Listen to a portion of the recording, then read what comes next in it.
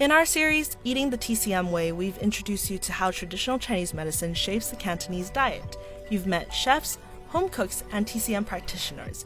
You've heard about the symptoms associated with different body types and how the food you should be eating is determined by it. But what does a typical diet over an evening look like?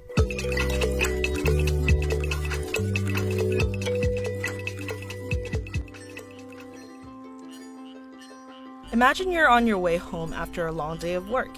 Before arriving home, you make a stop at a herbal drink shop, which are unique to this region, and down a bowl of herbal drink to get a boost in your body.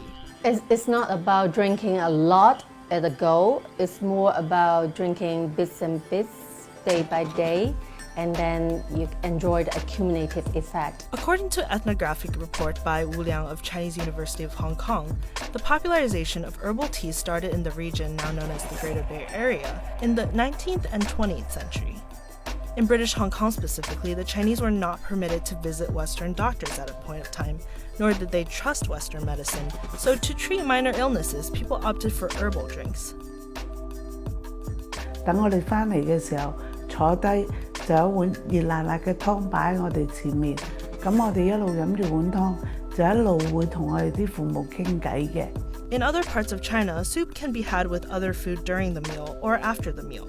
But in a Cantonese household, it's customary to drink the soup first. The watery soup may appear plain and murky, but cooking the ingredients like this in a pot of water is a good way to extract the ingredients' health benefits. And soups know no class.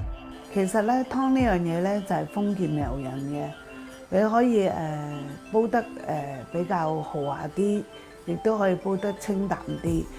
The ingredients that were cooked with it have been scooped out. Soup scraps are piled up for those who want to munch on something more. After dinner, many families will enjoy dessert together to extend their family time. You'll find Cantonese people eating soupy desserts most of the time, which leaves many others perplexed by the appeal of sugar water. This is what a typical dessert menu looks like in Hong Kong, all sweet soups. Again, it's because they see the soup form as the best way to extract health benefits. Black sesame soup, they are very good for your hair. The red bean soup is good for the blood flow, replenishing your blood, especially when they add the tangerine peel. After a satisfying dessert, an evening of nourishment comes to a close.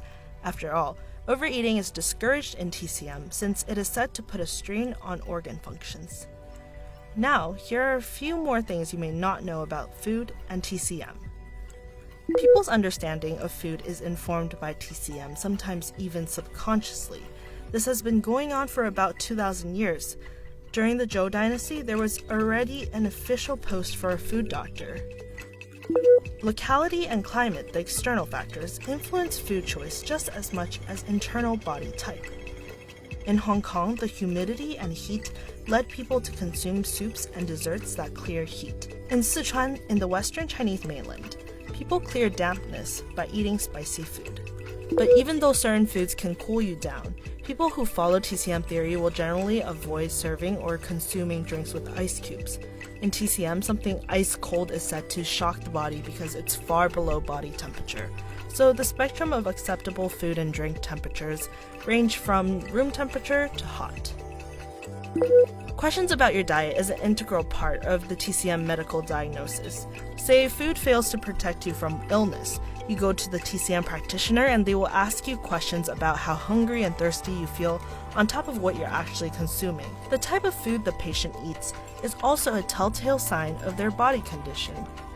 Soups, soupy desserts, herbal drinks, and classical home cooking. The everyday diet of Cantonese people starts to make a lot more sense when you look at it through the lens of TCM. To learn more, you'll find the links of the previous episodes in the description below. Thanks for following the series, and don't forget to subscribe to Taste Buds.